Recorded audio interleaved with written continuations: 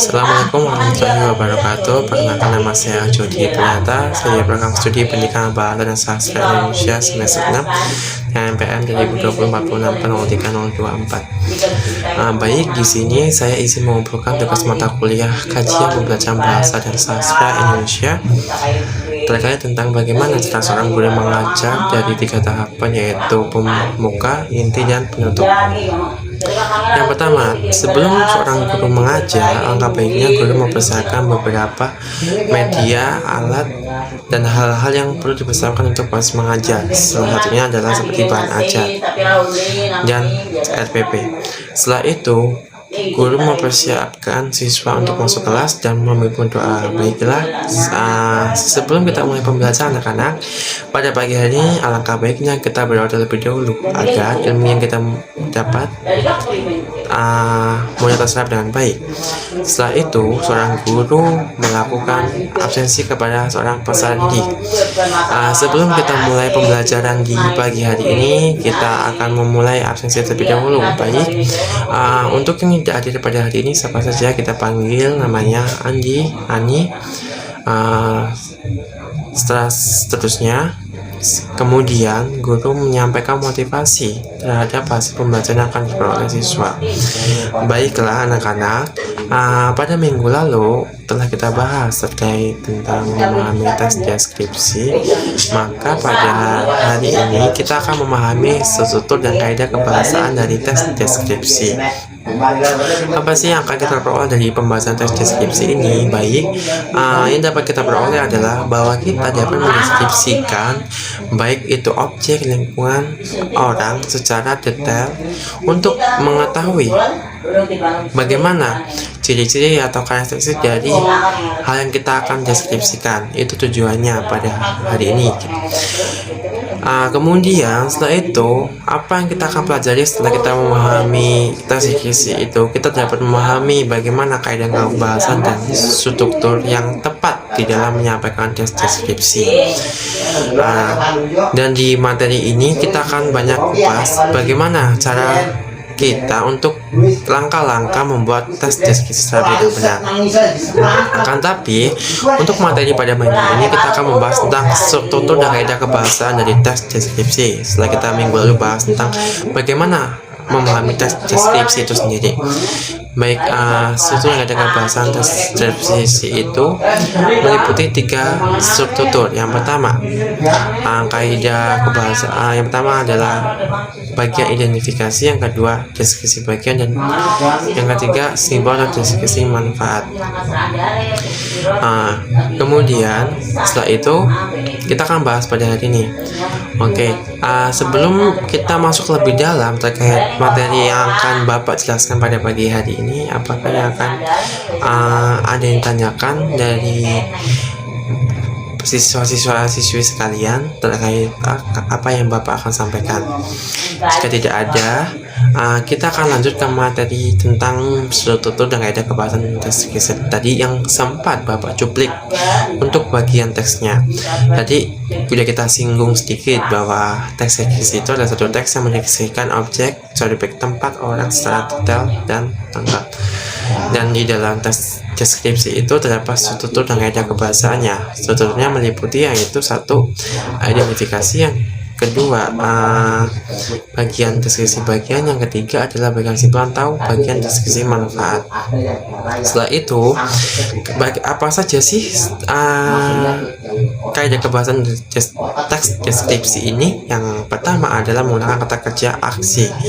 Salah satunya adalah, kemudian merupakan, kemudian menggunakan kata benda, kata sifat, kemudian menggunakan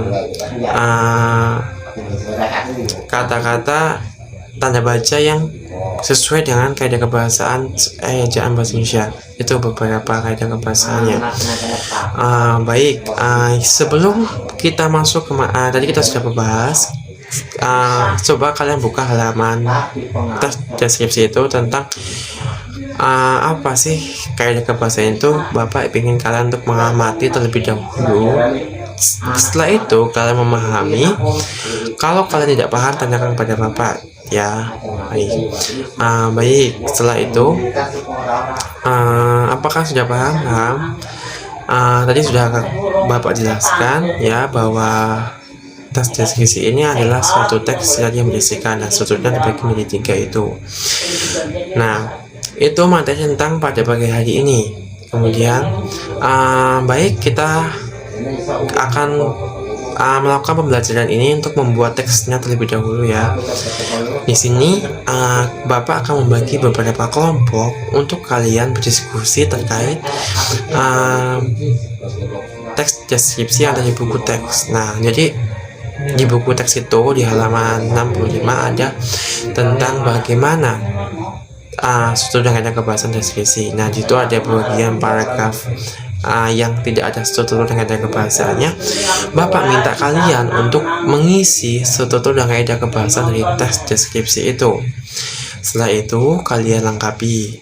Kemudian setelah kalian lengkapi, kalian baca kelompok untuk mendiskusikan, lalu kalian satu persatu untuk mempresentasikan. Kita akan menyamakan persepsi terkait hasil diskusi kalian terkait tadi di bagian paragraf 1, paragraf 2. Di sini ada judul teksnya adalah tentang tangkupan perahu. Baik, jadi di sini dideskripsikan tentang bagaimana tangkupan perahu, lalu apa saja bagian-bagiannya, lalu kemudian apa sih yang perlu di objek wisata tangkupan perahu ini.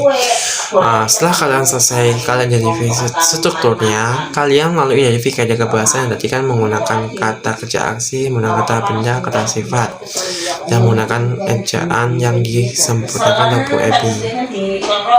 Baik, Bapak beri waktu kalian 10 menit untuk mendiskusikan apa yang telah Bapak sampaikan.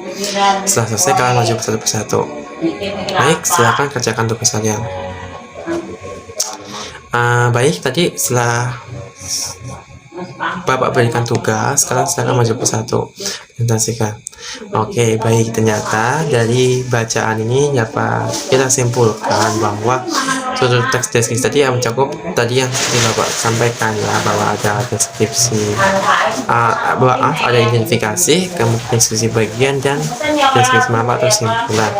Jadi pada bagian ini dijelaskan bahwa tangkupan perahu merupakan suatu objek wisata yang terletak di lokasi Jawa Barat, tepatnya di daerah Bandung, dan ini menjadi wisata yang sangat menarik untuk para wisatawan kunjungi. Itu bagian identifikasinya. Untuk menjelaskan gambaran umum bagaimana sih tangkupan perahu itu sendiri terbentuk, sejarah asal muasalnya, itu menjelaskan gambaran umum. Jadi identifikasi ini berdasarkan bagian gambaran umumnya. Nah, bagian-bagian kita adalah bagian-bagian dari perahu itu adalah seperti ada bagian yang digunakan untuk tempat foto selfie dan lain sebagainya. Kemudian manfaatnya adalah dapat menikmati objek wisata yang telah ada. Baik, setelah tadi kita selesai membahas tentang sudut dan kaidah kebahasaan teks deskripsi, baik, cukup sekian pembacaan pada pagi hari ini. Apa kalian sudah paham semua? Jika sudah paham, silakan bertanya, dan jika sudah paham, minggu depan kita akan lanjut materi berikutnya, yaitu tentang bagaimana sih cara menulis teks deskripsi yang baik dan benar. Setelah tadi kita bahas tentang bagaimana struktur kebahasaannya, bagaimana itu tentang kaidah kebahasaannya, lalu minggu depan kita akan bahas tentang bagaimana cara menulisnya beserta langkah-langkah menulis teks deskripsi itu. Baik, jadi kita akan kupas satu persatu dari tahap-tahapannya, dari menentukan tema, ide, kemudian sampai mengembangkan kerangka pikir gitu.